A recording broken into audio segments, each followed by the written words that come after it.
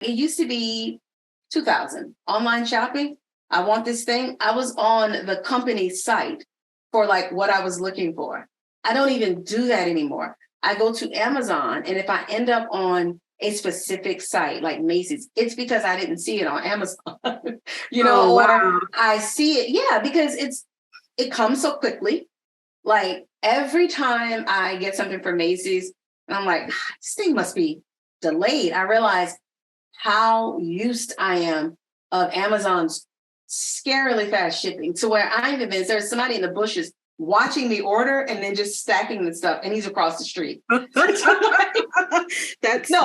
one time it came, and I legit, like, I wish that somebody had caught this. I picked up the box and I was like, and I like looked like, no, this was yesterday, and not early yesterday, because sometimes I do get things the next day, but it's like I ordered at 6 a.m. and it came like 10 o'clock at night.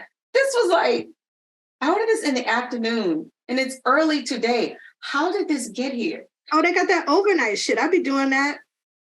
I didn't do anything. I just have Prime. Like, I didn't say overnight. I clicked on the thing and it said that it was going to be there by this date, but I didn't realize that date was the next day. And it came. And thinking about it, I should have burst into, how did you get here? No. Like, just sing it to the bottom. Nobody supposed to be. Woo! No. I should have done that because that's how I felt. And that is why I then forget what I just learned, how Amazon is a plantation. And I literally was like, but it's so convenient. I said that out loud. And then I was like, am I a white woman on a plantation? Yeah, you are. So you talk about Maya. I'd be like, I never ordered from Amazon in my life. Oh, self-righteous. No, I say a couple of questionably crazy shit every now and then, and I'm the fucking devil. Meanwhile, you're ordering off of Amazon like it's going out of style. No. And now she's taking up for the old white man that lives inside of her. Questionable. It is not just questionable. Everybody hates that kid at the pool. Oh my God, shut up about that kid. Everyone hates him. I believe you. There is always one. There's always one. But that is not the only thing. Stop acting like this is the first time we have talked about the old white man that lives inside of you. There's truth to everything that I say, though. Not everything. No. Some of the stuff is just, I'm lazy and don't want to do it. I was looking up the pronunciation of one of the names that we have seen. I'm like, the fuck? Can you just name the Tal, Barbie, Susie, Jane? Like, but you said it in that way, like, this is a new phenomenon that names are like this. It's like, I didn't want to take the extra time to look up the correct pronunciation. It wasn't readily available. And like, okay, she's not Black, right? Again, simply questionable. not outright racist. Like, it's not questionable. It's very answerable.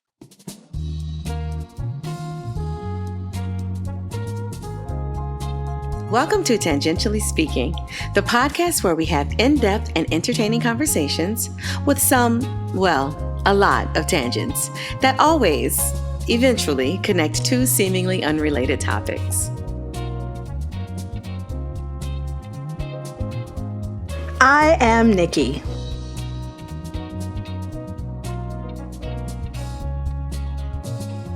And I'm Nita Sharice.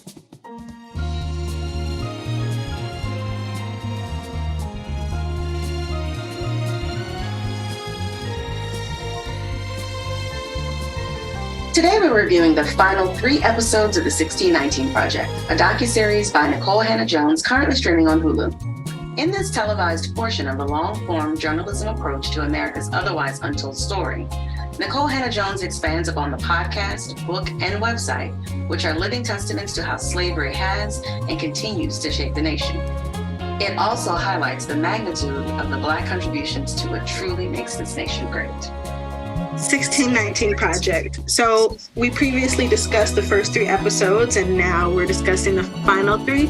And I think it was a good strategy for both the podcast and the television series to take us to the high of the musical episode before we dig through some weeds here. because this was difficult content. This was difficult content. Fear, I watched it the first time. I could not get through it the second time. The first time I watched it, I was glad to be sitting there and watching it with my mom. But when I tried to watch it earlier this week again, I couldn't. I just couldn't. Capitalism and freedom, those were just so connected to things that I've been working on personally, things that I've discovered in the news personally, things that I've read and all of that. So I knew that I would, be able to give some good commentary that's not all emotionally based, but fear, no. Yeah. It was too emotional. I mean, especially in light of like this most recent thing with Tyre Nichols. I think we just got a news report out about the Breonna Taylor. The Justice Department just said that they proved that Louisville police are purposefully discriminating against Black people. Mm-hmm. And then recently, I think I sent you this TikTok about, so we're talking about capitalism. Now, even though everybody in the city paid taxes, most of the money went to beautifying and the upkeep of the white parts of town, often at the expense and neglect of the Black parts of town. Hey, yo, that still happens today. See, I used to work for this company where I did pipeline inspections. And my job was essentially to pilot a drone with a camera on its head through like sewage lines and storm drains and things like that to inspect for defects and damages. And then I'd report my findings to the city along with recommendations for whatever repairs may be needed. And the city would then take my recommendations and hire another company to come in and do the repairs. Now, it just so happens that this company would also be owned by the same group of people that own the company that I work for. And those guys were really close with the guys from the city who were responsible for making sure that these repairs got done, which is a huge conflict of interest. You see, because whenever the city got funding for infrastructure, the people that own the companies that I work for, they'd always get first dibs on the jobs. And that's not the bad part.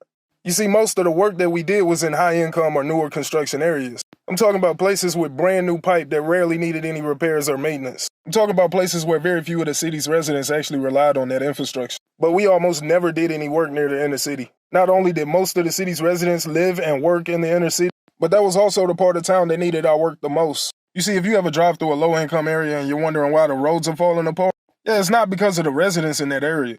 A lot of times the roads are falling apart because the ground beneath is falling apart. A lot of times the ground is falling apart because the pipes beneath are collapsing. And those pipes are collapsing because they were laid 100 years ago. So not only is the existing infrastructure old as shit, but it also wasn't built to handle the existing population demand. Meanwhile, you have like white real estate investors who will purposefully buy properties in Black neighborhoods, let them fall into disrepair, and then, gain back exponentially on that initial investment because, he's primed to sell that land to be gentrified and make a killing.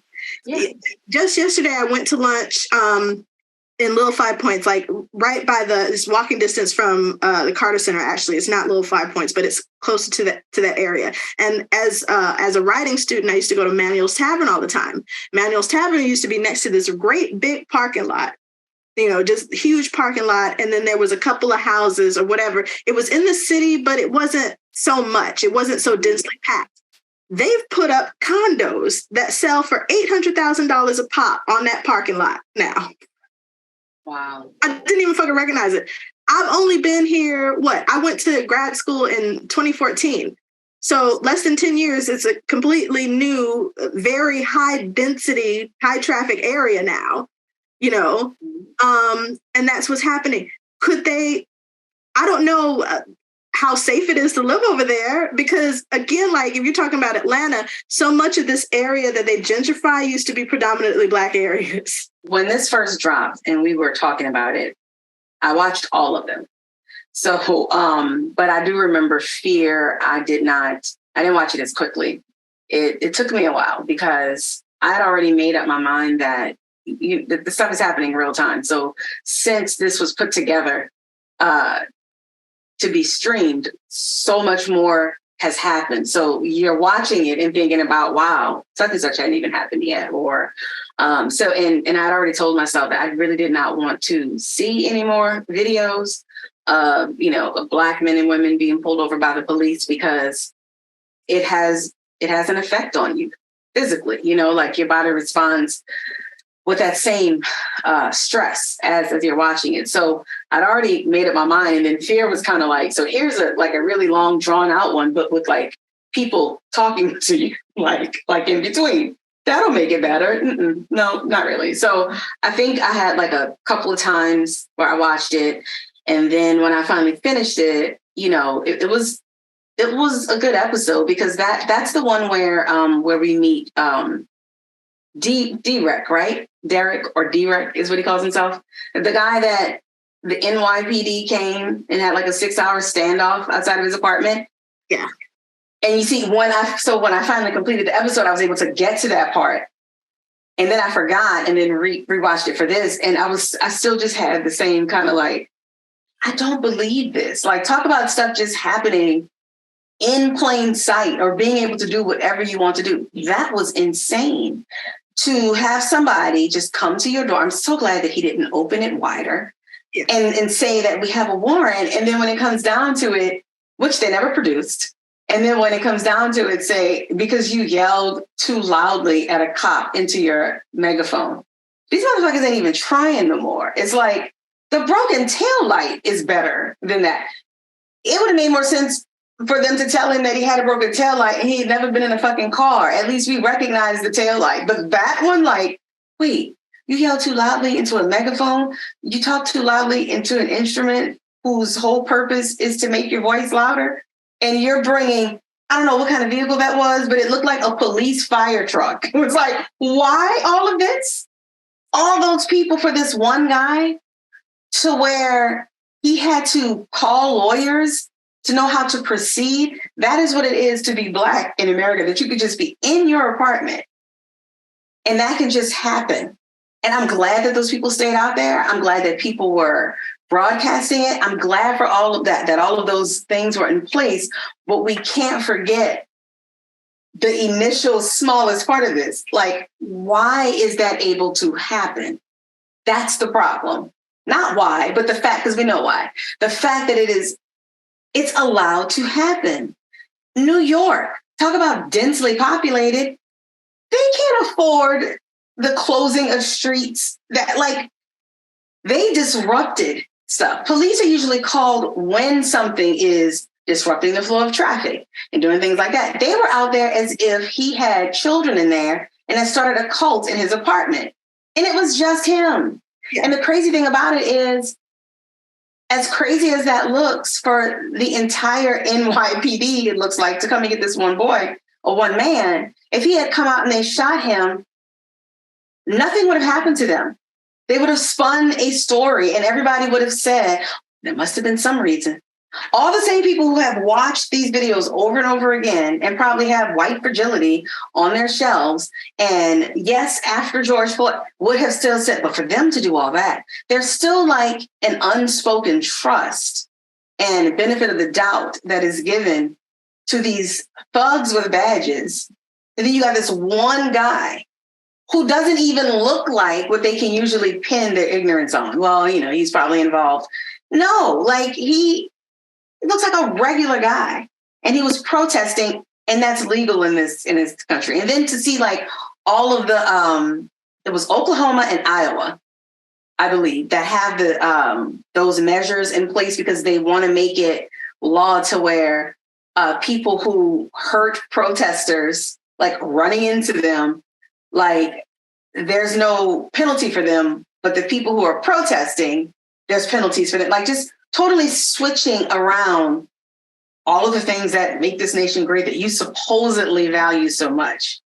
It's just, it's crazy. So I was glad I finished it, but I finished it and I was like, that was crazy. Like I was happy that this guy did not die. But in the back of my mind, it was like, but this should not have been. But no one was in danger except for him.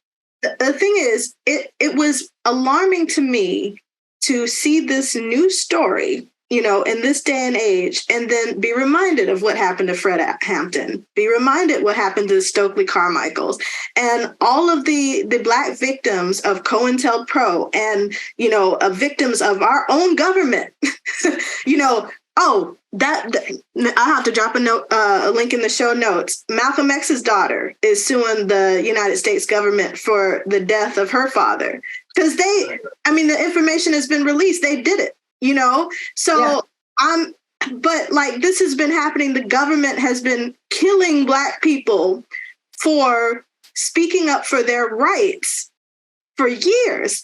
And what ended up sitting there with my mom watching this episode Fear okay was the power that protester and all of his Facebook friends took back simply by controlling the narrative by posting it live. Yep. And so for me, like that's what I was talking about earlier before we started this conversation that we're recording now, I've decided personally I'm going to control my own narrative.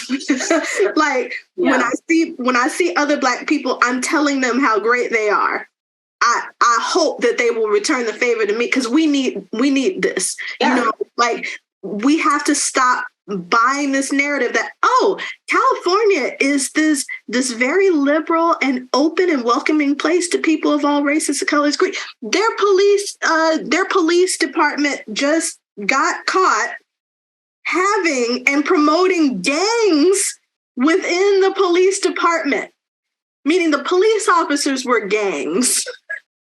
They were gangs of deputies who were challenging each other to get the most arrests, to get the most beatdowns, as gangs. But the Black community has been, especially the Black community in California, has been saying for years, there are policemen that are involved, with the other gang. There's no difference. It's just that killing is sanctioned for one gang, and then they get to arrest the other gangs. But this person's a cop, but you're in a gang. Like the illegal gangs and then the police gang. So to me, they're just kind of just being out with it. It's it's like everybody knows what we are. Let's just lean into it because we're going to continue to get away with it. And people are going to still look at them and say, these are the people that you trust.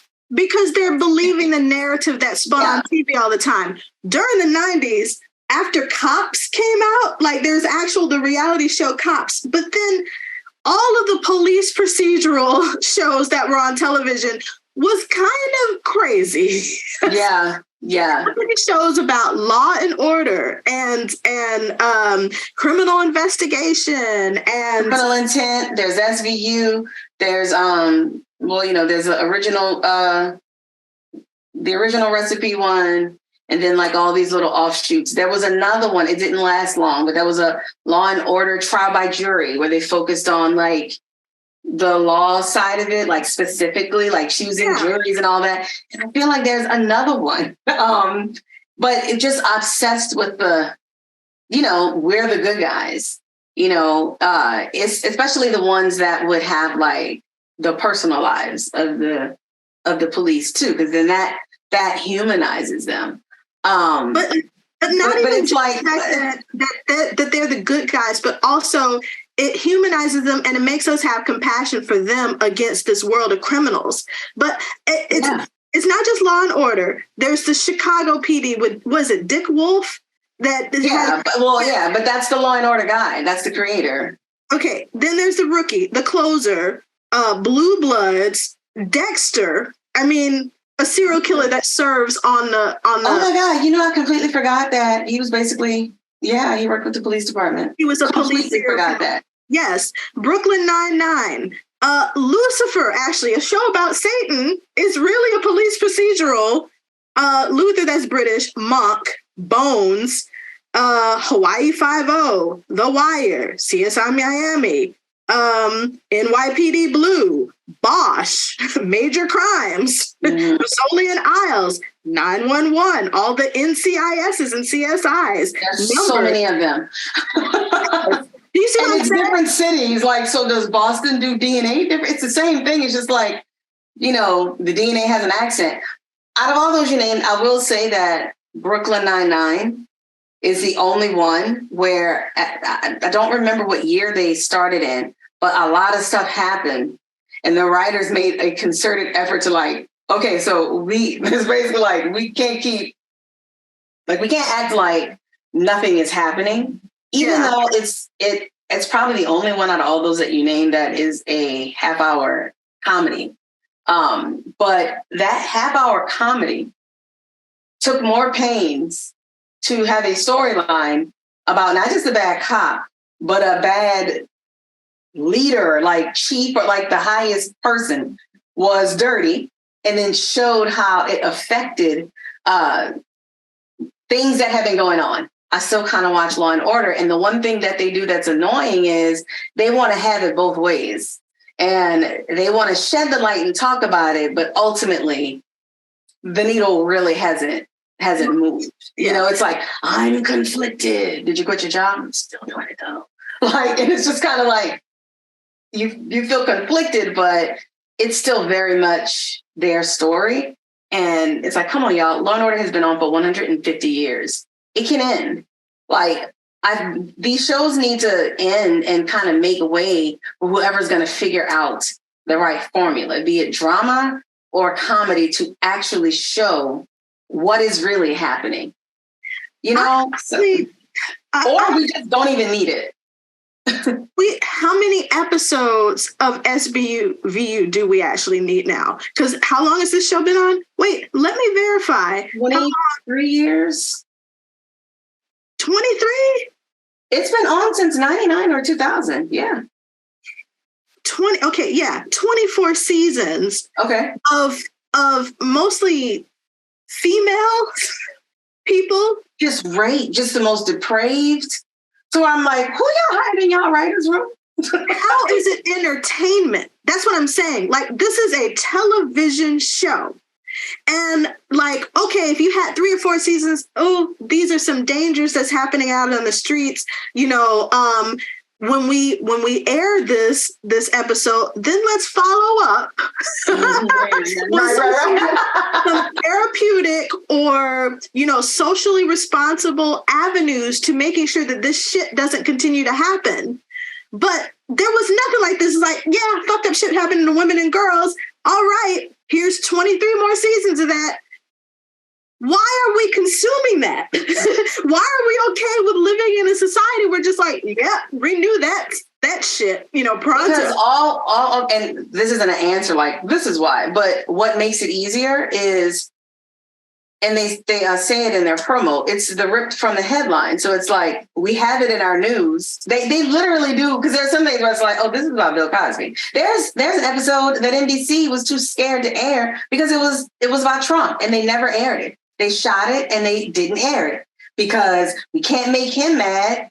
So they literally do, like, I believe every single one, it does come from just like, let's see what happened. And they open up the paper, and there's something about recognizing what it is. Like, I can't watch the show anymore. You know, I used to watch it, and we had this conversation after I first had my daughter, that I used to watch it, and it's kind of like I didn't even, you know, I was watching it. It's like, okay, because at its core, it is we're searching after these people, and there's like a goal at the end, and okay, they got them. And a lot of times, at least with the regular Law and Order, it's not rape. It might be like, you know, this politician stealing money from this nonprofit. So it's like, oh, it's intrigue, whatever. But after I had my daughter, and I went to watch it again, I was like, oh my God, I can't, because it's ripped from the headlines. Like, you know, to actually recognize it. And then, you know, it's just your point of view changes. Like, my life changed. So now I have this other lens that I'm watching it through. And I'm like, oh, this is actually terrifying. Not that it gave me comfort before, but it's like, oh, wait a minute. Wait, kids. Like, this is really crazy. Because it's not just women. It'll be like, oh, these, you know, this is a pedophile. Or even just, this can happen to me. And I already had that sense, but it changed for me. And so now when I hear it, it's like, oh, wow, this really is wild. That not only do we watch it, but there are so many shows. And it's not like they're doing anything different. It isn't like, but in this one, all the cops are in wheelchairs. So like, you got to see, like, are they going to be able to catch people while they're in wheelchairs? Like, there's no new little hat that's put on. Like, all these cops are blind. So, because I'd watch that, like, y'all be arresting people. So how does that work? Like, it's the same thing. It's just a different city. It would be fucked up if somebody created a show where it was just all little people cops. And what would be fucked up about it is not that the people were all little people, but during a promo, they would make them dance. And that's fucked up. Because I feel like this exists. Yeah, because every little person show on Bravo or Lifetime or wherever the fuck they add those shows, their promotional messages always feature these little people dancing, and it's fucked up. No, I meant the cops part. Why do I feel like I've seen that? Little people cops?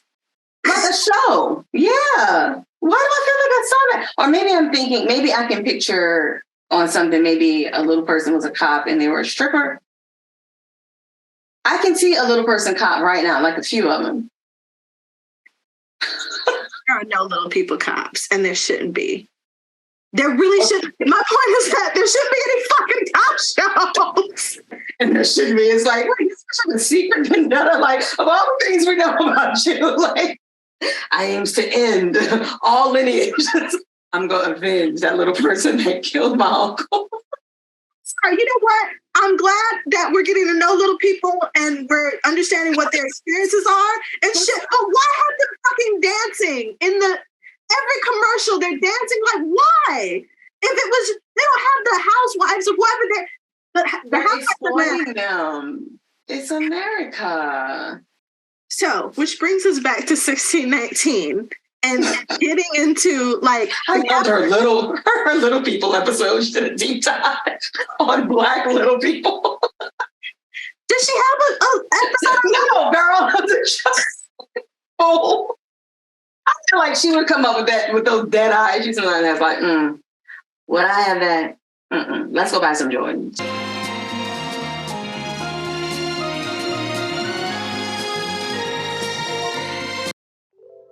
Black excellence. When you're compelled to prove yourself over and over again. Yeah, that's me. Black excellence. Sure, you pulled a solid 3.9 this semester, but next semester, you're looking for 4.0. I try. Black excellence. You started high school at 12. Yeah. Finished college at 19, and at 21, you're on your way to a master's degree. Look at you, girl. Go on, girl. You're poised and ready to join other strong Black women in taking over the world and training less qualified white people to be your boss. Wait, what?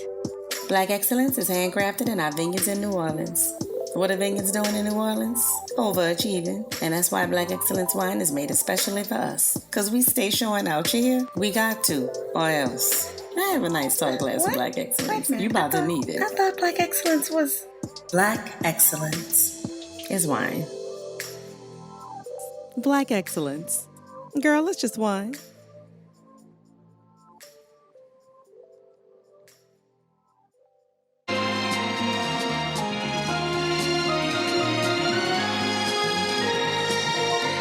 How do we rate this show?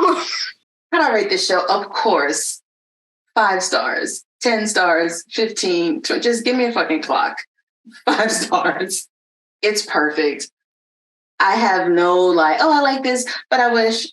My only note for this show is like, I want another one. I don't want it to stop at 6. Like and who's to say that she's not working on this, but I would love to have like a collaboration with her and what's her name? Isabel Wilkerson.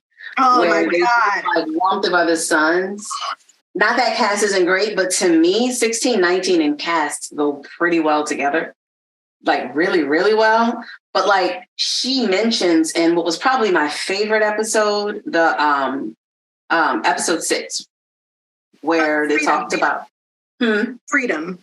Freedom, yes. That was my favorite one. It touched me because that's kind of where I am right now as I am trying to research family and, just all of the stories that we've learned and the ones that we don't know about, just about stolen land, like whole stolen towns. Harris Neck, there is a story just like Harris Neck, right down here that my husband didn't even know about it. And it's in the area where he grew up, where a free man of color bought a large swath of land, divided it up into parcels. When I tell you self-sufficient town, just like Harris, like as far as like the utilities or just all the things that you need to have a town. If there's a fire, we've got the, this department. We have everything that we need. They have schools, plural, churches, and the same thing happened where the government came in, except it wasn't for the war. They said that they were going to make it like a state park, like a green space or something like that. And I don't know that green space was a term that they used, but they did that. They pretty much took it, moved them over, and they ended up in what would be the Lower Ninth Ward. Now, where the Lower Ninth Ward is, if you keep going, you leave Orleans Parish and you're in St. Bernard Parish. So it's a little more rural. So think Queen Sugar. That's basically, they just go out past Lower Nine and just keep going. And that's where you get like, just this is not New Orleans, it's rural. So where they previously were was in that area. Did you say rural? I said rural, that was an L. I don't say rural. No. Are you sure? It is funny, but I don't actually say it. It was rural. And stop holding your head like that. I'm suspicious, but intrigued. You're like, go on. Because I know all about the rural. I'll drop the link, but where they previously were was more in the rural area, and where they ended up kind of getting pushed was actually Lower Ninth Ward, which is like right on the border, and they just took it. And you know why they took it? Look at this thriving area, and it's like whack-a-mole, wherever they see like, wait a minute, there's progress happening, they'll come in and they just stop it. And of course, they never used it for any green space. No, because it's St. Bernard Parish. It's like Harris Neck. Did they actually use it for the World War II effort or what? Because it didn't look like anything. They built anything there. They did, because the guy was like, this is the runway, and they had a sign. When they finished, they didn't give it back. But that's what I'm saying. They could have given it back. Like the war wasn't going to last forever. Guess what? It didn't, and they could have given it back to those people. But it made them leave everything that they'd acquired after. And Nicole Hannah-Jones put this out. When they left slavery, they had fucking nothing, and they had acquired all this land, all this wealth. They were Black communities who relied on each other and were kind. They weren't these images of ghetto and shit that we see all over TV that are being exploited on TV. I was reminded of community. Black people are people. Yes, I was reminded of course the Black towns. Get this book. Get this book. If you haven't read it, it talks about several Black towns throughout the South and in Oklahoma. There are a lot of Black towns in Oklahoma. I was reminded of that. Also, Bruce's Beach. I'll drop a link in the show notes. Bruce's Beach in California. I'm glad that family was given back that land. They sold it back to LA County, but they got $20 million for it. I think they could have gotten much more. But if that's what they wanted, I'm not happy about that. We've been following that closely because we're Bruce's. And my mom was like, Bruce, not like it's a name that like no one has this name, but with them being in California, she was just like, I wonder if, like that's what got me first interested in it a couple of years back. Because that name is what started me searching, not those Bruce's, but my grandmother and my great-grandmother, who passed 24 years ago now. She's the one that like first gave me the names of Julia and Elijah Bruce, who lived in Algiers Point and like had all these properties, and she like delivered almost everybody in Algiers because she was a midwife and he was a pull-on porter, which was like, that was a really, really good job then, but they were Bruce's. So I've kept my eye on that story since I first heard about it. And it's so heartbreaking. Like these people were they were thriving. And the thing that just galls me every time is okay, white folks don't want black folks. They don't want black folks around them. They actively, they want us in another spot. So black people go in another spot.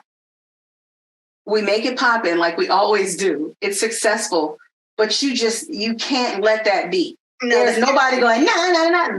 Look what I got. We're not even worried about you because ultimately we don't give a fuck.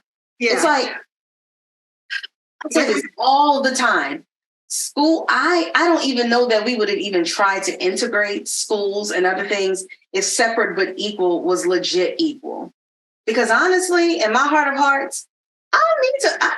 I don't want to integrate with you because then it watered us down and it created that dynamic of like, well, if I want better, I have to do this. I got to operate within this system. We didn't really have that. We had our own system where, of course, there would be crime and there would be jealousies and keeping up with the Joneses because everybody's human, but it would just still be us. Like if it was legit equal, I don't know that there would have been such a push, but it's so obvious. Like you don't want me by you, but you don't want me to thrive even just being by me. You have to come over there and then get it and then say, oh, well, the government needs us. When those people took Harrod's Neck, the government, they knew from the get-go what they were going to do. They were never going to give that back. They were going to find a way. Because what would they do? They gave it to the county, right? And then it just became an area where there was like prostitution and drag racing. So then the government took it back. At that point, why didn't you give it back to the people? Well, ignoring the fact that they should have gotten it back as soon as the last plane took off. Yeah, they should have gotten it back. Well, another thing that the Freedom episode reminded me of, because the gentleman who starts off the episode, he's renting land in order to, to farm his horses. And he's talking about, it's just like, yeah, I want to, show the community that Black people do different things. And I'm like, but we were the original cowboys. So I'll drop a link in the show notes about that. Because like, even in watching that, I'm like, but wait a minute.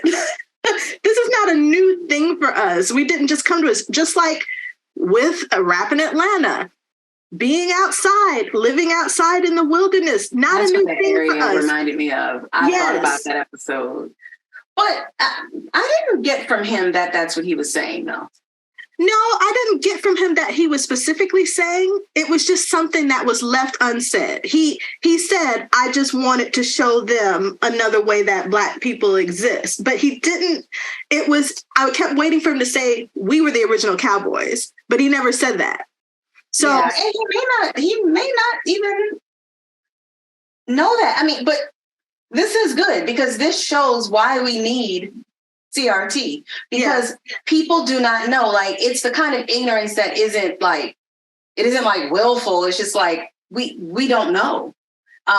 So I'd be willing to bet that he probably is not aware. Now, looking at how he's living, it's obvious that he grew up that way or he's seen it. But I bet he doesn't know that we were first. Like, that cowboy was actually the pejorative term. And so because I didn't know that, and I'm not saying if I didn't know, nobody knew, but I wouldn't be surprised, because he's not in Texas. Yeah. Like, because I feel like the Black people that are in Texas, like, not only is, that's the origin of Juneteenth, but because of that, they know their history, at least certain parts, certain Black people. What I'm saying is, if you're coming up in a certain part of Texas where people actually, they acknowledge Juneteenth, and they're like that group of people that they studied in, they highlighted them in High on the Hog. Remember when they got to the barbecue portion and they went to Texas, and you've got these people that are cowboys. If you come up around that and you're in Texas, then you most likely know. But the majority, or I believe a great portion of us, we don't know that about the cowboys. Well, the cowboy history, but also with Black people and being around horses as it relates to the South, at one point, until recently, fairly recently in history, Kentucky Derby was all Black jockeys. So I'm guessing, I would hope that he at least knew a little bit of history about the fact that Black folks have been raising cattle for a very, very long time. We rode horses in Africa. So, right. What I'm saying is, I don't doubt that he knows that. It's evidenced by the way that he's living. But I wouldn't be surprised if he doesn't have that knowledge of, like, as far as cowboys, the original like first. Yeah. Like, we're already doing this, because that's a vestige of like doing what other people didn't want to do. Most of the things that we were doing that we then made better than the original, we were doing things that nobody wanted to do. And then like, we just make it better. And then all of a sudden they want it. You see it over and over and over and over and over and over and over in history, where it starts off as like, oh, this was meant to punish me. This was meant to like spit on me. But then, you know, I lit it up. And now you want it too. And now you're even going to erase me and say that it was all you. Or not even say it was all you, but just never mention where you actually got that from. And that actually accounts for, I'm sure, a great percentage of many of the large brands that we consume today. When you find out, oh, it was actually this old slave named Picklebone or something that started this. Well, they killed Picklebone. Like, it's the same story. Well, speaking of large brands, I think one of my favorite episodes of this series, this 5-star series, Yes. is Capitalism. And I love the storytelling with Amazon. Now, when I posted a link in the show notes, I was an Amazon warehouse wage slave. I remember reading that in graduate school and us sitting around the table being horrified by what was happening to these workers. But then continuing the conversation is like, well, what do we do about it? And we were like, well, how many of us order off of Amazon? We all raised our hands. Like, then we started talking about how convenient it was. That reminds me of an episode that we've done on African Queens in Jenga, where you were talking about how pervasive slavery was, that it was just something like it was a necessary evil because, you know, our lives are dependent on now, like the coltan mining in Africa that's going on, where children are dying and villages are being exploited and wiped out or whatever for this little thing that goes in our cell phones that we all have, you know? So at what point do we stop contributing to it ourselves? But why the fuck is this shit so pervasive? There's no other way. There's no other way to make money, have business, have people enjoy the luxuries of modern living without somebody being exploited. Then the fact that Amazon would be so excited about settling in a place like Alabama, the slave capital of the South, Alabama, where Market Street in Montgomery, Alabama is named Market Street because it was Slave Market Street.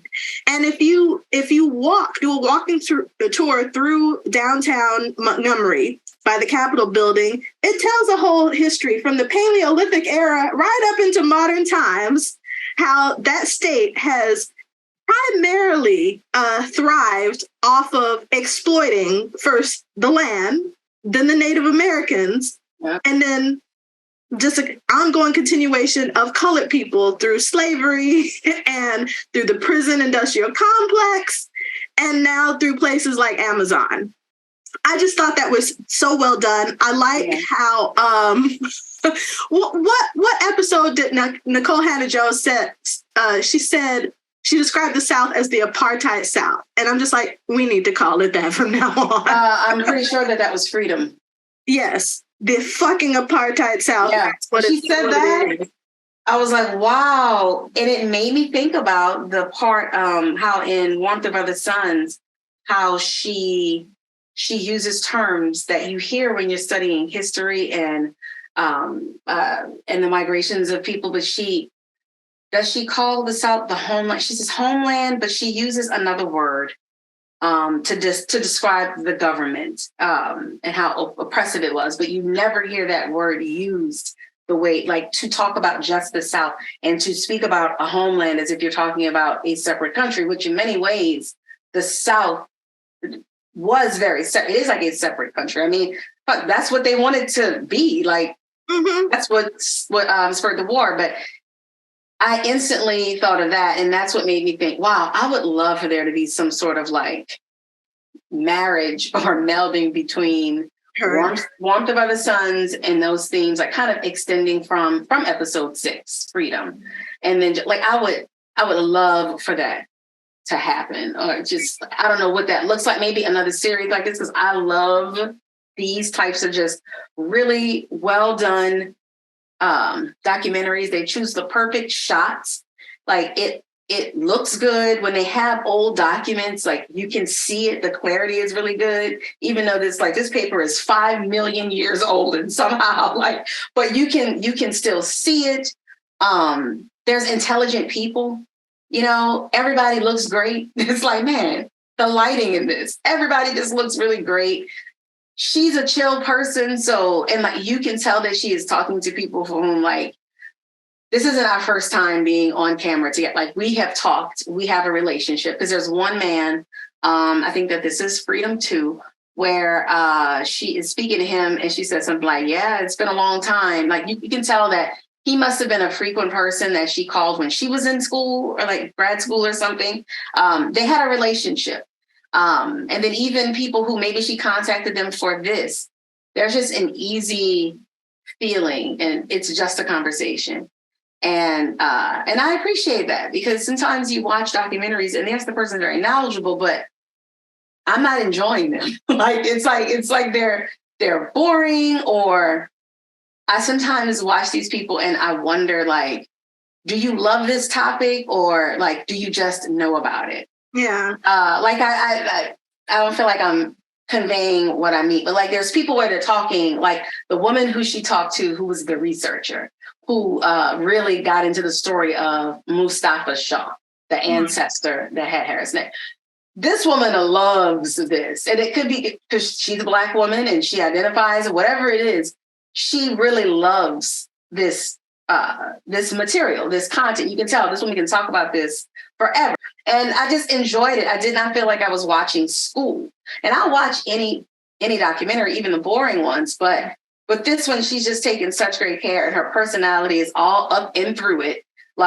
She's a researcher, but she's not old. I feel like in some of the things that she said, I think she's our age, maybe. Yeah, and some of it is autobiographical because it features her own family members, and I think that's great. It's I liked that it was personal, but she didn't overtake the story, and she let the story tell itself. And I'm upset by these talking heads and these politicians out here who are talking about this project as if it's the devil incarnate. And I'm like, the story is telling itself. All she did was do the research and present the information. Not making anything up. Yeah. You draw whatever fucking conclusions you want from it, but this is the history of this country. So watch it first, because I know that they haven't. They haven't watched it. They're just taking the temperature of their constituents and acting accordingly. They haven't watched this stuff.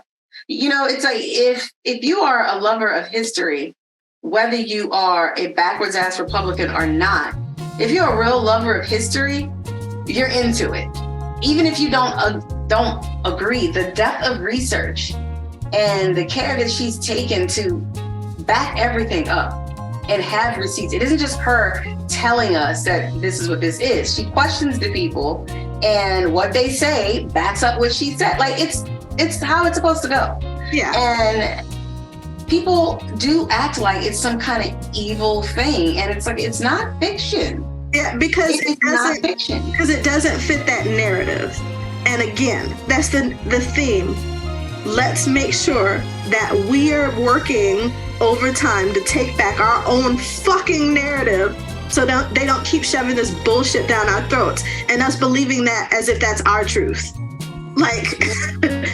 Just anchoring ourselves to bullshit. Is that our show? That's our show. Thank you for listening to Tangentially Speaking. This podcast is recorded and produced by Nita Charisse and Nikki Ebo. Our theme music is Lush Living by Martin Landstrom. Our artwork was created by Prime Vice Studios. You can learn more about this intellectual property development agency at primevice.com. Find us on your favorite podcast player and YouTube. Don't forget to rate, comment, and subscribe.